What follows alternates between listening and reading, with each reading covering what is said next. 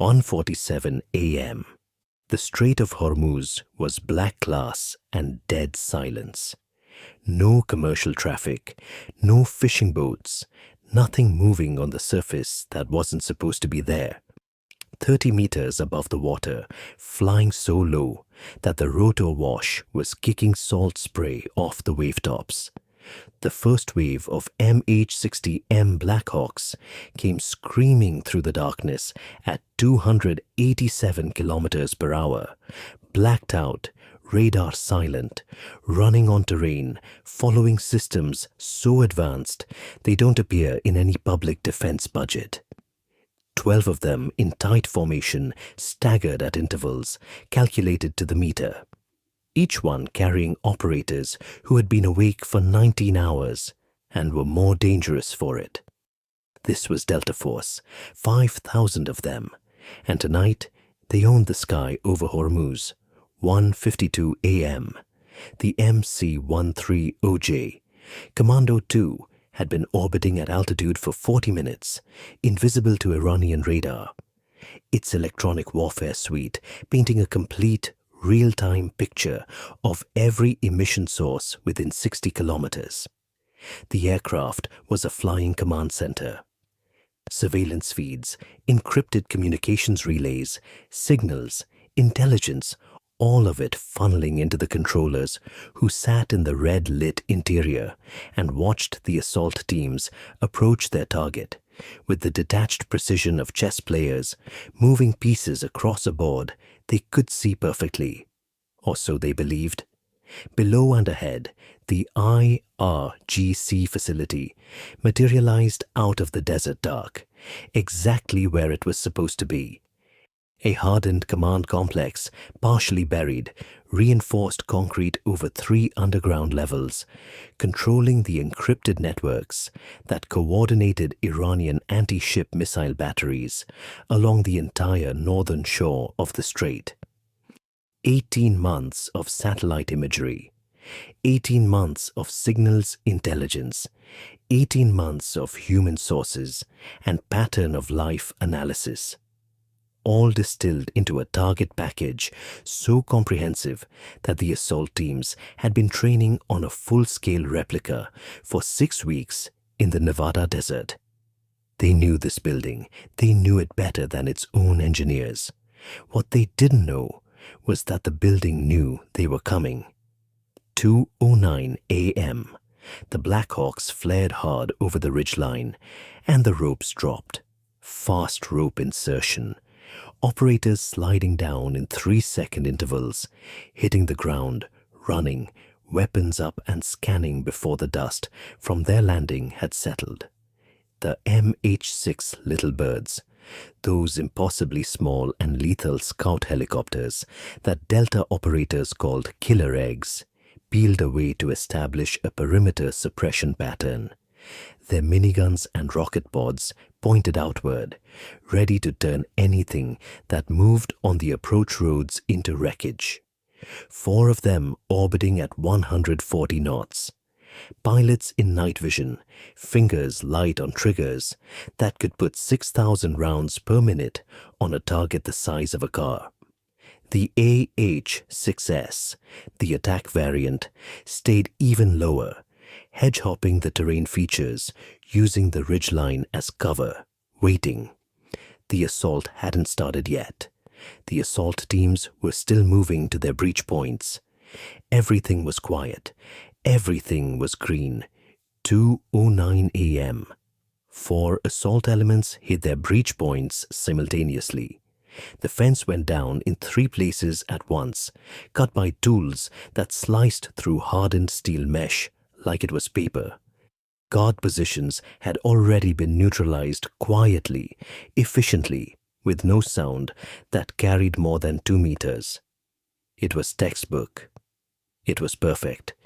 The teams flowed through the gaps with the fluid, unhurried movement of men who have done this hundreds of times. Each operator maintaining precise interval spacing. Each fire team in constant visual contact with the one ahead. The whole thing moving like a single organism, with 5,000 nervous endings and one central intent. No alarms, no contact, no deviation from the timeline. 6 minutes ahead of schedule, 2:11 a.m. The bunker door opened exactly as the intelligence said it would. The lead element pushed through, weapons up, IR lasers painting the darkness, and wavelengths only their optics could see.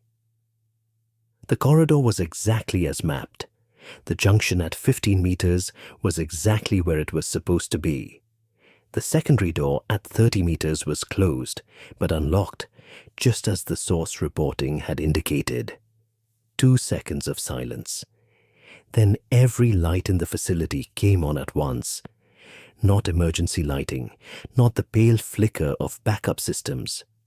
Blinding industrial red, flooding every corridor from concealed fixtures that had been installed specifically for this moment, specifically to rob the assault teams of their night vision advantage. In the single instant when disorientation was most lethal, the operators nodded out completely. For 1.3 seconds, an eternity in a gunfight, 5,000 of the most lethal soldiers on Earth were functionally blind. The machine guns opened up before anyone's vision had recovered. 2:11 a.m. The first 60 seconds of the ambush were the most violent minute in the history of American special operations since Mogadishu. The IRGC had positioned PKM machine guns in hardened alavs on both sides of the main corridor, protected by ballistic barriers with overlapping fields of fire that left no dead ground. They had pre-positioned ammunition. They had backup gunners. They had communications that weren't running through any frequency the American electronic warfare suite had been monitoring, because it was a hardwired intercom system, copper wire in concrete walls, immune to jamming, immune to interception, completely invisible to every sensor on every aircraft circling overhead. The ambush had been engineered by someone who understood Delta Force, someone who had studied how they moved, how they stacked on doors, how their formations were structured. The kill zones were placed at exactly the points where the assault teams would be most densely packed, most committed, least able to reverse. It wasn't improvised. It had been waiting. But Delta Force did not collapse. That is the thing that separates these operators from every other military force on Earth. Not just their training, not just their equipment, but the specific psychological architecture that 18 months of selection and years of combat builds in the humans who survive it. The reaction was immediate and it was correct. Fragmentation grenades went into the alavs within 4 seconds of the first burst. Smoke grenades followed, filling the corridor with obscurant that degraded the machine gunner's visibility, while the operator's NODS, recovered now from the whiteout, gave the assault teams back their edge. Fire teams split and collapsed against the walls, moving in bounding pairs, each man covering the other's movement with controlled, aimed fire. They were hurt. They were not broken. Overhead, the picture was deteriorating fast. On the MC-13OJ, the battle management controllers were watching their communications architecture fragment in real time as the IRGC's electronic warfare systems that had been cold and silent during the approach, specifically to avoid detection, specifically to be activated at this moment, came to life across the spectrum. The encrypted radio net that was supposed to give every operator a real-time shared picture of the battle space was taking hits. Packets were corrupting. Teams that should have been talking to each other were hearing noise. The MH-60M Black Hawk, holding in the eastern orbit position, was the most capable battlefield helicopter ever built. Its fly-by-wire flight control system could hold a hover in conditions that would crash any other rotary wing aircraft. Its radar warning receiver covered every known threat frequency. Its countermeasures suite could defeat most shoulder-fired systems and many radar-guided threats. The crew had 4,000 combined flight hours in combat environments. None of it was enough. The missile came from a position that hadn't been in any of the target packages. A vehicle-mounted MISOG-3 system that had driven into position 2 hours before the assault. Cold, not emitting, hidden behind a rock outcropping on the southern ridgeline. The launch signature hit the radar warning receiver. At the same instant, the co-pilot saw the flare of ignition on the naked horizon. The pilot broke right and down, pushing the aircraft into a terrain-masking maneuver that was technically perfect and geometrically impossible given the distance to the ridgeline on the right side. He had approximately 1.8 seconds to create more separation than 1.8 seconds allowed. The missile struck the rear rotor assembly. The Black Hawk came apart in a controlled catastrophe, controlled in the sense that the pilot's last inputs kept the nose from pitching fully inverted before impact, which meant it hit the eastern slope at an angle that was survivable rather than one that wasn't. The fireball was visible for 15 kilometers. Every operator on the ground saw it.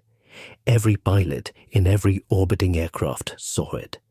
For 3 seconds, the tactical net went completely silent as 5,000 people processed what they had just watched.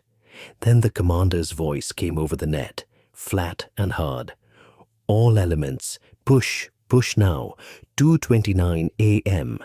The decision to abandon the original plan and go straight through the middle was made in the time it takes to exhale. There was no realistic alternative. The perimeter outside the facility was closing. Open was forward through the worst of the fighting to the primary objective in the facility's 3rd underground level. And it was closing by the second. Delta pushed hard. This wasn't special operations doctrine anymore. It was infantry assault conducted by men carrying 45 kilograms of equipment in an enclosed subterranean environment against defenders who knew every hatch and every corner.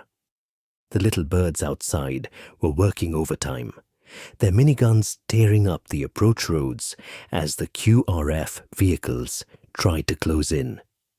The pilots flying so aggressively, the 2 of them later reported pulling G-forces that exceeded the aircraft's rated structural limits.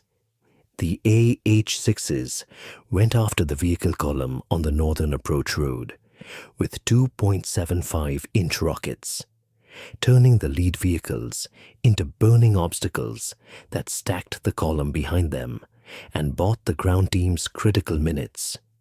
2:34 a.m. The fight inside the facility had become something that will be studied in closed classrooms for decades. Fire teams breaching door after door in total darkness, broken only by muzzle flash, and the green wash of night optics. IRGC defenders fighting with discipline and professional competence, falling back through their own building, using pre-planned withdrawal routes, trading space for casualties, trying to slow the assault long enough for their reinforcements to seal the exits.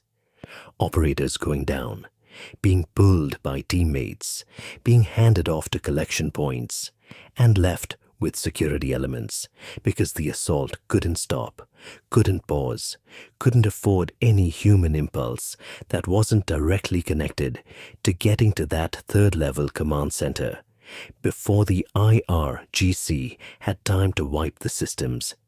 Every door cost something. Every corridor cost more. 2:31 a.m., the breach charge on the command center's final barrier, was a doorbuster that shook the entire lower level of the facility and blew the blast door off its hinges in a single frame of white light and concussive pressure. The assault team went through the opening before the debris had finished falling. The fight inside the room lasted 90 seconds and involved things that don't appear in official after-action reports. The demolitions teams had 4 minutes.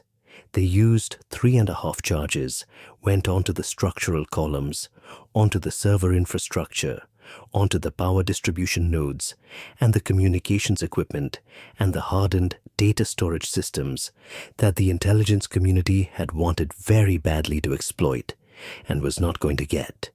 The building was going to come down. Everything in it was going to come down. Charges set. 30 seconds, all elements move. 2:35 a.m. The withdrawal was a running gunfight from the command center to the surface. 4 flights of stairs, 2 breached doors, 3 corridor junctions held by IRGC fighters who had finally gotten their QRF inside the facility through the rear access tunnels and were pushing hard to cut off the exit routes.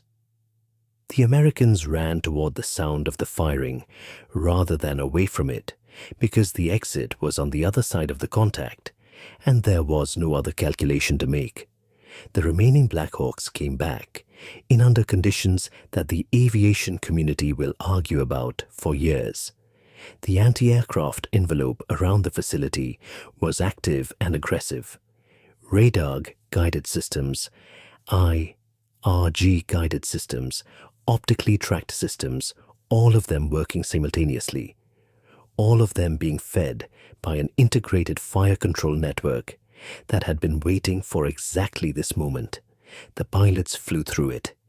They flew through it because the men on the ground needed them to, and because there was no version of this profession that stopped short of that requirement.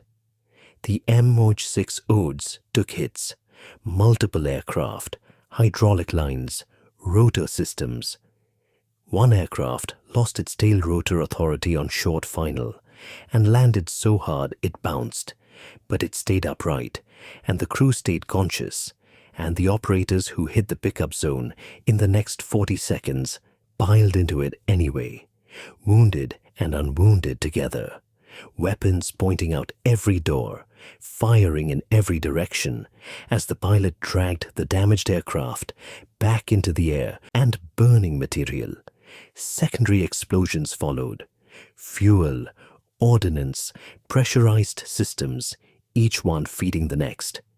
The whole sequence lasting nearly 40 seconds, a rolling series of detonations that turned the eastern approach to the Strait of Hormuz into a temporary daylight. The command center was rubble. The communications nodes were rubble. The targeting infrastructure for the missile batteries gone. 3:21 a.m. The formation crossed back over friendly airspace. 12 helicopters went in, 11 came back. The missing Black Hawk's crew, some of them, had been confirmed alive by the crash site recovery element, a separate mission already spinning up. A separate set of men already moving toward a burning hillside in the dark. Nobody talked on the flight back. There was nothing to say that the night hadn't already said more clearly. 4:47 a.m. The Strait of Hormuz went back to breathing slowly in the pre-dawn dark. Commercial traffic would resume at first light. Tankers would move through the choke point with no knowledge of what had happened 6 hours before on the North Shore. No knowledge of what it cost to keep those sea lanes open for another day, another week, another iteration of the permanent, grinding, invisible war.